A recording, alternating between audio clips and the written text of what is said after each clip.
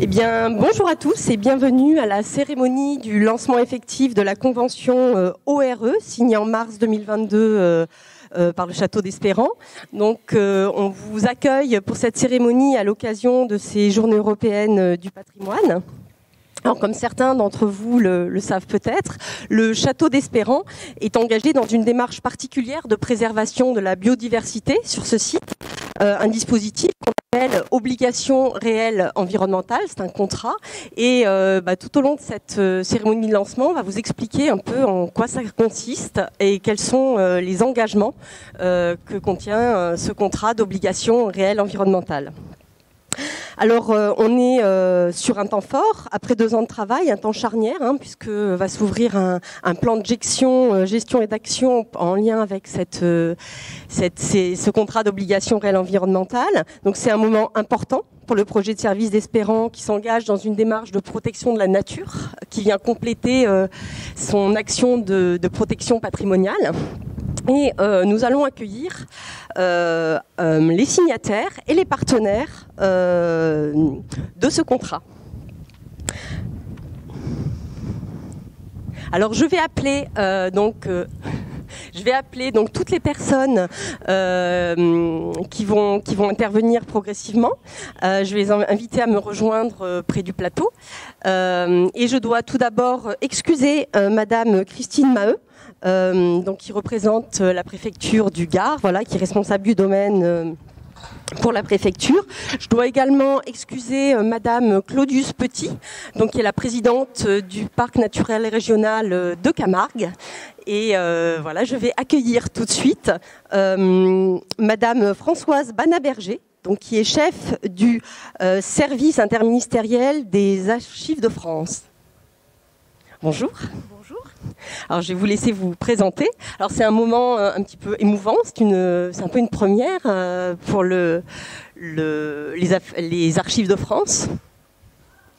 Ah oui, cette expérience-là qu'on vit avec Espérant depuis maintenant plusieurs années, avec une implication de plus en plus importante, on en reparlera, dans l'environnement et la conciliation entre patrimoine culturel et naturel, et donc plusieurs paliers, plusieurs actions, et qui amènent aujourd'hui à la signature qui s'est faite en mars 2022 et qu'on célèbre aujourd'hui parce qu'on est aux Journées du patrimoine sur la thématique du développement durable, qu'on est en plus dans une feuille de route gouvernementale et notamment de notre ministère de la Culture en faveur du développement durable, donc de cette signature, de cette obligation réelle environnementale qui est une première puisque c'est en fait la première fois qu'un établissement culturel s'engage dans une obligation réelle environnementale en tant que domaine public, domaine privé de l'État. Voilà, donc bien sûr que c'est émouvant. Merci. Je vous remercie. Je vais accueillir également Monsieur Bruno Micol, qui est directeur adjoint de la DRAC, donc de la Direction régionale des affaires culturelles d'Occitanie.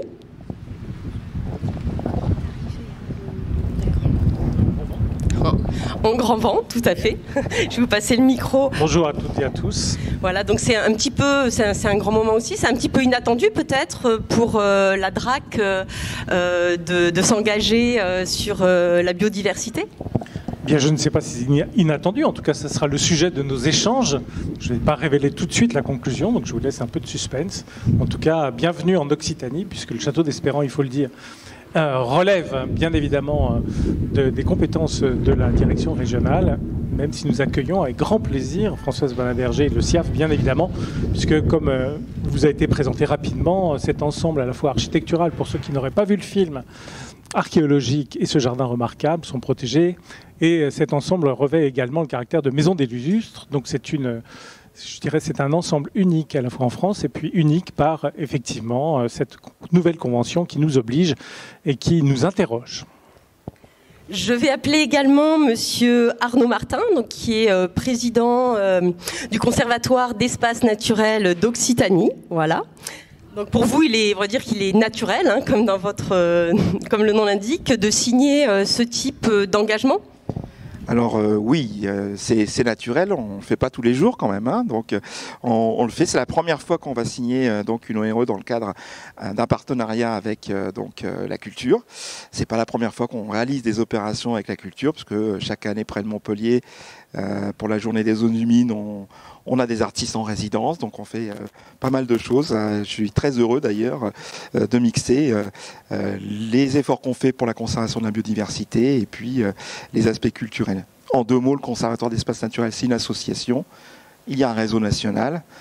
On a 1000 collaborateurs et puis on est en gestion, en convention de gestion, 200 000 hectares à l'échelle de la France. Je vous remercie. Je vais appeler Monsieur Robert Cross, maire du Grau-du-Roi et président du syndicat mixte de la Camargue gardoise. Bonjour et bienvenue. Bonjour. Alors c'est important pour les collectivités de soutenir ce type d'engagement ? Oui, obligation. Il faut être dans l'obligation maintenant, réelle, environnementale, tous les mots comptent. Et pour le syndicat mixte de la Camargue gardoise, dont je suis président, avec l'ensemble des communes, dont Saint-Gilles, et je salue Monsieur le maire, c'est avec beaucoup de volonté, de détermination, bien sûr, qu'on appose notre signature, et les actions communes sont régulières avec la culture sur ce territoire, dans nos structures et dans un périmètre aussi qui a beaucoup de sens, et c'est bien connu ici, c'est celui du label de la réserve de biosphère de l'UNESCO, pour laquelle nous sommes très, très motivés. Je vous remercie. On va accueillir également Monsieur Eddy Valadier, donc, qui est le maire de Saint-Gilles. Hein. Bonjour. Bonjour, vous êtes déjà engagé, la commune de Saint-Gilles, dans une démarche zéro phyto. Vous avez des partenariats qui sont déjà présents avec le site du château d'Espérant. Alors auparavant sur des actions plutôt autour de la culture, des projets éducatifs et aussi du festival Actes qui a lieu ici depuis 2 ans maintenant. Est-ce que pour vous aujourd'hui ce lancement marque peut-être je dirais de nouveaux partenariats à venir, des perspectives? Oui, effectivement. D'abord, très heureux de vous accueillir sur ce territoire, sur le territoire de la commune de Saint-Gilles, qui est une grande commune par sa surface, 15 000 hectares, partagés entre la Camargue et la Cossière. Et vous le disiez, c'est vrai que le château d'Espérance, ça a été d'abord pour nous un patrimoine bâti dans la mémoire collective, puisque c'est aussi une partie de notre histoire, d'une histoire familiale, puis de l'histoire d'un bel édifice. On l'a connu un peu plus tard avec son parc, un magnifique parc, mais qu'on vivait pas forcément comme un espace naturel, mais plus comme un espace de balade qui ne faisait qu'entourer un magnifique édifice. Et puis c'est vrai que maintenant, depuis quelques années, encore plus depuis 2-3 ans, avec son directeur Henri-Luc Camplot, on arrive à allier patrimoine, nature, respect de l'environnement. Et c'est vrai que c'est pour nous à la fois une incitation à aller plus loin, à poursuivre. Et c'est vrai que je suis heureux de voir que le château d'Espérant est d'abord un petit peu pionnier au niveau de l'État. Et puis pour nous, je dois le dire, on a encore beaucoup de choses à faire. C'est un petit peu aussi une boussole qui nous encourage à aller plus loin et aller surtout plus vite. Merci à vous. Alors, aux côtés de ces acteurs institutionnels, un site comme Espérant voit aussi l'engagement d'acteurs privés, de mécènes. Et je voudrais inviter donc Samy Reba, qui est conseiller mécénat au château d'Espérant, qui va nous dire 2 petits mots. Merci. Alors oui, c'est vrai que sur des sites patrimoniaux de cette ampleur, on a évidemment la grande évidence de la proximité, de l'appui, du soutien d'un ministère et puis d'instances publiques.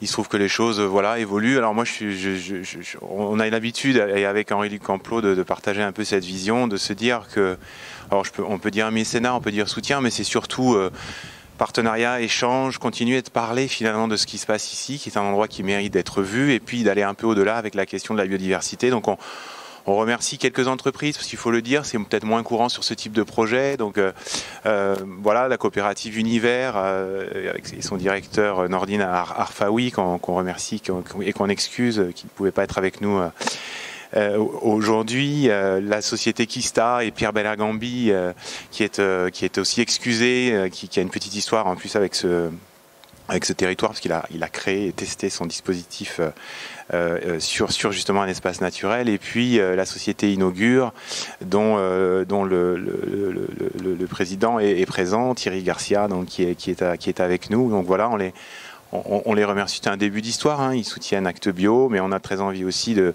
les intéresser. Je pense que ça a été le sujet pour eux aussi à la question de l'ORE, qui est dans une forme d'histoire et de pérennité. Voilà.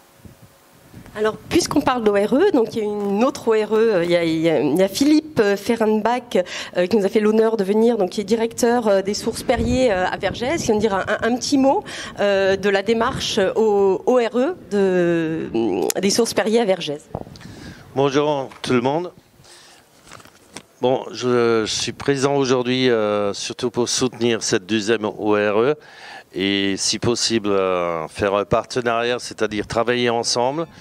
L'ORE de Perrier a commencé en février 2021. On travaille avec des experts.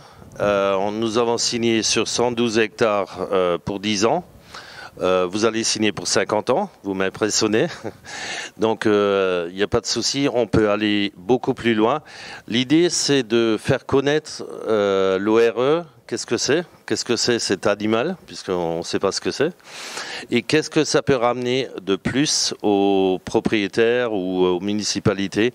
Je pense qu'il faut qu'on communique là-dessus, à vous tous, et à tout le monde dans la région, le plus grand possible, pour engager le plus de gens et travailler pour la protection de la forêt, la biodiversité, comment on peut protéger une forêt et tout en gardant une biodiversité.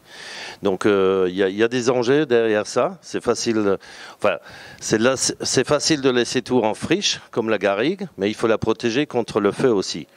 Donc il y a énormément de questions. Comment on peut faire? Donc avec le Conservatoire d'espaces naturels, on se fait conseiller, on a aussi des experts qui nous dirigent ou qui nous aident à avancer dans ces directions. Et aujourd'hui, donc vous allez être le deuxième, j'espère que dans 1 an, 2 ans, on sera 10, 20. Et voilà, c'est pour ça que je suis là aujourd'hui. Merci. Je vous remercie. Alors Agathe, peut-être tu vas nous dire qu'il y a un autre acteur qu'on peut interpeller dans cet engagement à travers un livre d'or aujourd'hui. Ce sont tout simplement les habitants, les personnes qui voudraient venir déposer un petit mot.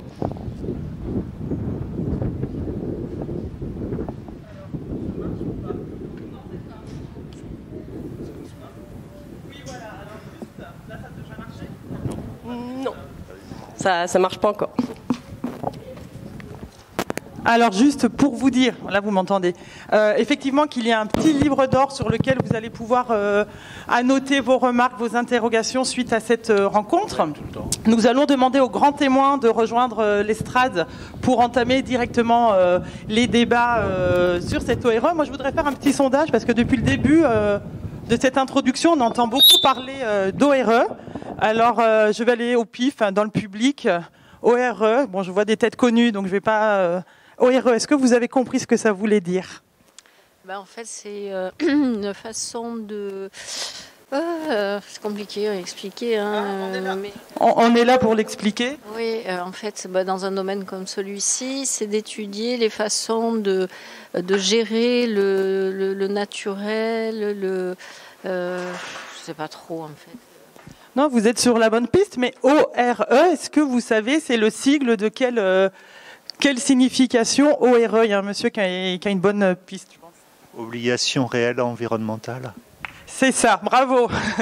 Donc on va pouvoir parler de cette obligation réelle environnementale avec des grands témoins qui connaissent par cœur le sujet. N'hésitez pas si vous avez des questions dans le public. Moi je suis le micro-baladeur, donc vous m'interpellez et puis vous pourrez poser des questions à nos spécialistes du jour, sachant aussi que la dernière partie de cette rencontre est consacrée aux questions-réponses.